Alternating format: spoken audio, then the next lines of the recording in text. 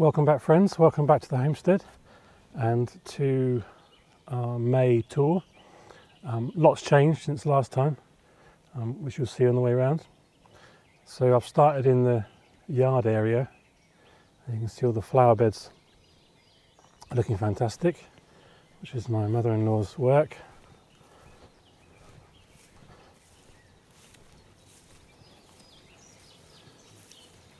Tulips are almost coming to an end. We've got some new ones this year.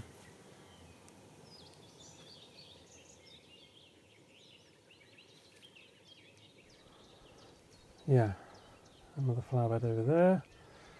We've been pruning our apple trees, giving a lot more light.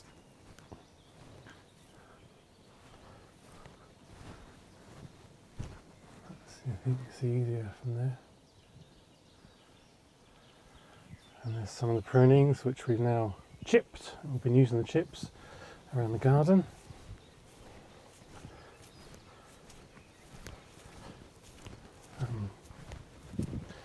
We've had a few nice days and now we're going through a spell of rain. I think I wanted to do the video sort of now to show you how the grass has grown, and in this stage, this first cut stage, how much work there is really to do the first cut. Most of it is we have to use a strimmer, but obviously here we use a regular lawnmower, but everything grows so quick at this time of year. We really need to cut it down, especially the ground elder, where it will just completely take over. And I've been getting the bean frame ready, and, by using some plastic mulch to try and keep that under control. Normally I'll do the tour video after we've got all this finished, but I really wanted to show you this year what it's like. That's one of the piles. You'll see piles all over the place. Yeah, it's all good. It will go on the compost pile and we'll go back into the ground. So let's go down to the greenhouses, because I know there's some action in there. There's Lena the cat on the hugelkultur.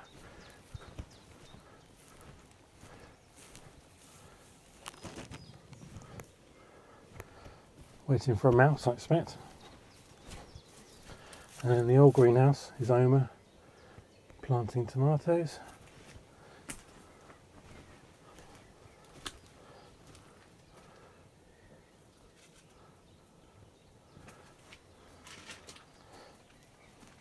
And some lots to do, still to do. There's a dill mountain.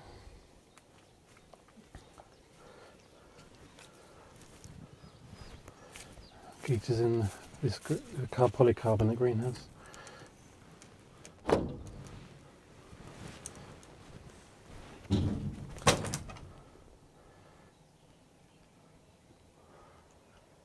Say hello to everyone. Hello. So our middle row experiment, we've grown some early greens. Will soon have to come to an end as we plant tomatoes. You can see the pak choi have started to bolt anyway, so we'll finish those off probably tonight. Spinach is looking great. We've had a first harvest of that. Cost lettuces, again, we'll eat lots of salad. Carrots to be decided. And the Russian red kale or ragged kale is flowering now. Would love to go to seed so that we can collect some of the seeds. And you can see the purple, red bok choy has gone to seed as well. The spinach will probably put out in the field, I think, to continue. It's quite tolerant of heat. A lot of the seedlings you can see have now been planted. Still got some extras left over. There's some shallots there still to go in. Lots of sunflowers to dot around. A few onions. More flowers. Some left over. That's purple sprouting broccoli, I think. Some turnips getting ready. Not turnips, Swedes. And then more flowers, parsley, celery. More sunflowers. Got 4 varieties this year. This is sugarcane. I'm under no illusion that I'm going to be growing sugar here, but I thought I'd grow it as a sort of biomass, see how far we get. Sweet corn, very disappointing, very low germination, and what has come out is suffering a bit, so I'm not really sure what's going on there. And I know Mothin over at My Family Garden has had the same problem.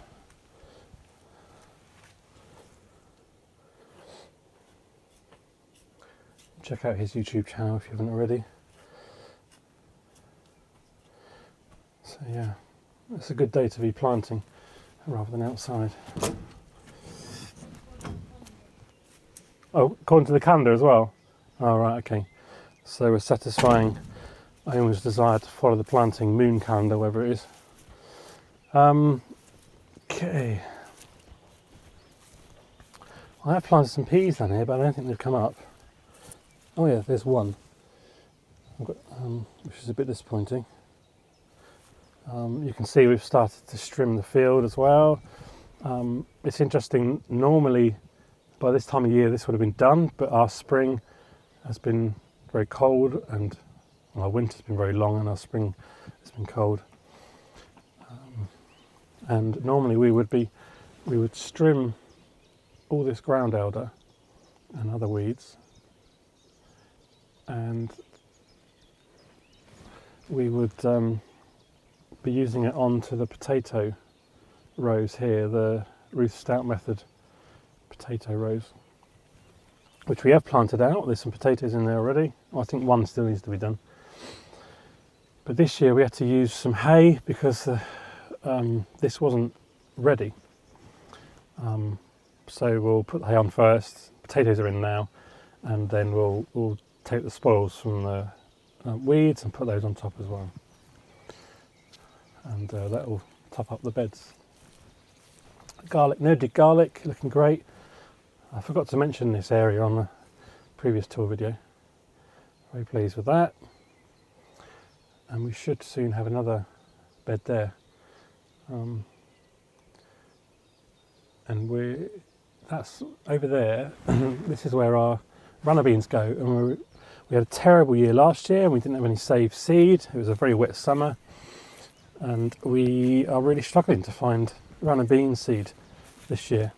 We're going to try one more place later today.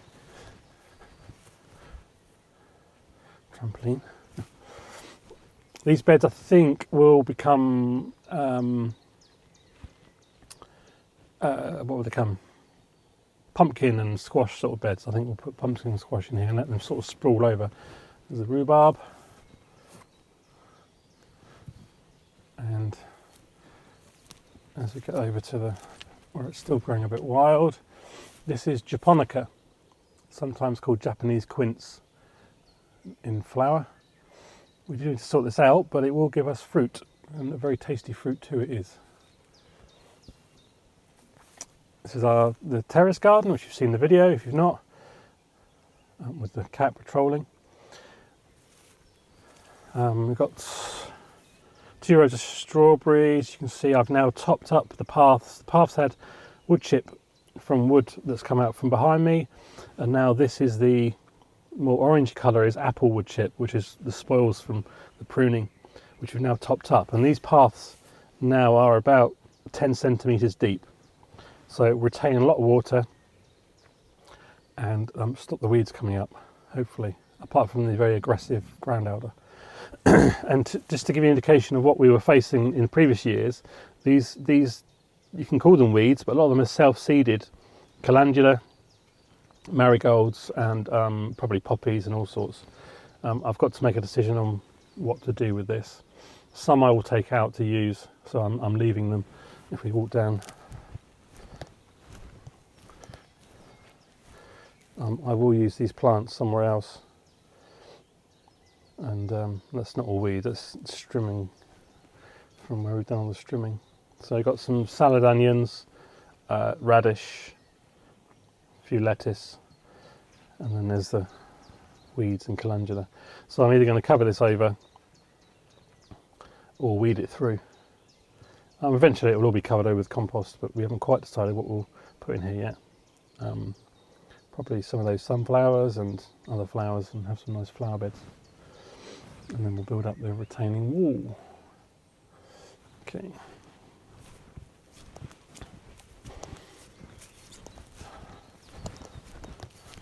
Garden's a bit of a mess, and this time of year is all about planting, and then we tidy up for the summer.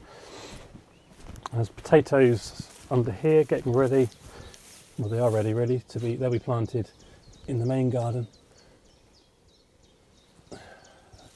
So the shoots coming out. I didn't really take you around here much. Oh, this bath we're going to turn into a worm farm. That's the idea. Stay tuned for that. So this area previously I've tried to avoid because it was a complete mess, full of building rubble. We've had all that removed now. The eyesore is gone, and revealed quite a lot of clay soil, which we hope to utilise at some point. But yeah, and then we can walk round to the field, to the garden, veg garden, lauks in Latvian. And yeah, before we do, the other big pile of rubble has gone from over there. The comfrey. Do you remember in a previous video, I planted some comfrey, which is all coming up and looking great.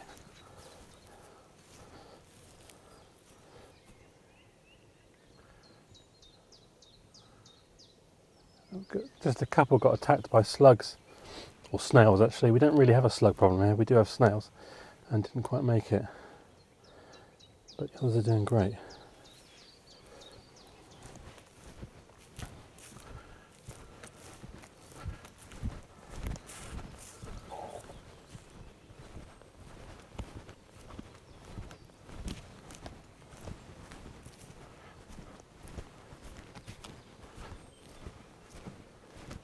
Okay,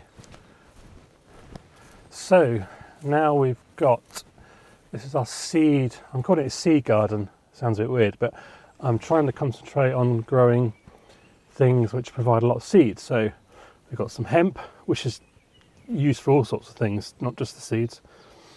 We've got some amaranth here. And then we've got some sorghum grass here. Difficult to see it, distinguish it from everything else. And we'll plant something in there, and we'll do more of these beds as we go on.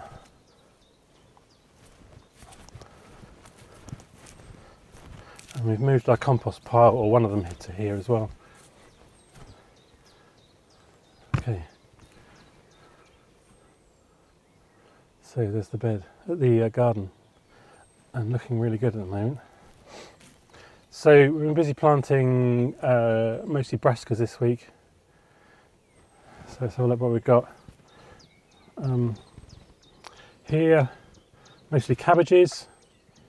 We've got the pointed cabbage, Caraflex, Copenhagen, Savoy cabbage, a polar cabbage, and at the end we've got cauliflower. Here we've got Russian red kale and green curly kale, purple curly kale, various lettuces, some more spinach, and snowball turnips.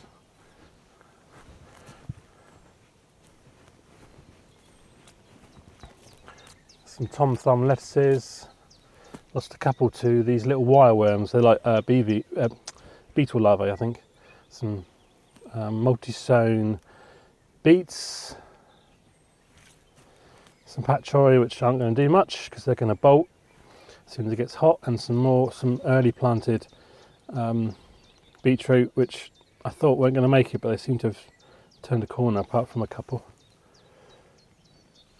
What else have we got? We've got some these are Black Magic, is it Toscano beetroot, kale, one with the long thin leaves. I've got some. This is, I have to think how it's pronounced. Celtes, I think it's pronounced, which is half celery and half lettuce. So it's called sometimes stem lettuce. It grows, lettuce leaves come out on a tall stem and you just pick it. So I thought I'd give that a go. Only 3 came out, but there's another opportunity to sow it later on in the year as well, into the autumn. Seedlings, the transplant seedlings I'm really pleased with this year. They're looking really healthy compared to last year, and they've taken to transplanting really well as well.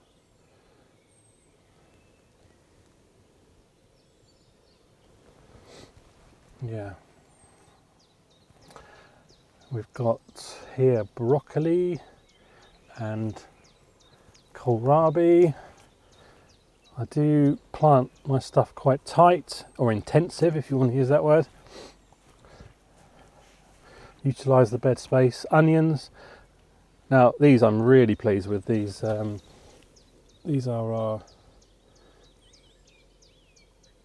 Colorado. Then stir on them some more Colorado at the end. These are the starts, obviously. Looking really fantastic. These are the my New Year's Day onions. Got some more Spanish. They're still to go in. White Spanish onions. So they were white Spanish. These are. Sorry, they're behind me. What I just showed you were Bulgarian giant leeks. These are Spanish white onions. These are shallots, and then there's some Red Baron starts as well. That's what the cat does to our beds, which is very frustrating. And then some more. These are white. Again, Spanish white onions, and then some more shallots on the end there. These are our 100-day peas, which the germination, again, very disappointing. I've got some more starts on the go in doors to try and fill in some of the gaps. There's a couple of leeks left over from last year. I'm hoping they'll go to seed. There's a little bit of garlic. It was left over from the no-dig garlic you just saw earlier. I thought I'd plant it here in the field. These are broad beans from saved seed. A couple of years old, the seed, I think.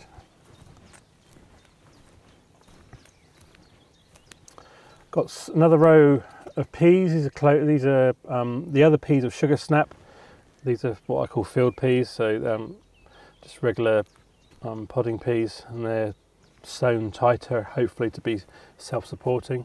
Again, quite poor germination, very disappointing. And some more broad beans, and these are, can't remember the name of them now, but these were bought. Couple of spots in germination, but not to worry. These are spring onions left over from last year. We will obviously eat them, or hope some of them go to seed so we can save the seed. And there's not really anything else planted up this end. But yeah, that's how things are looking in May. I hope you've enjoyed the video. If you've got any questions, please ask. I forgot we've got carrots over there as well, we planted. And yeah, if you've got any questions, please leave a comment in the description below, in the comment section below. If you're not subscribed, please subscribe, and keep a track of what we're doing here. We don't tend to post our daily lives, but we'll give a sort of semi-regular update and look at some of the bigger projects as well as the food videos, as I'm sure you've seen. Anyway, thanks for watching this, and look forward to seeing you in the next video. Bye for now.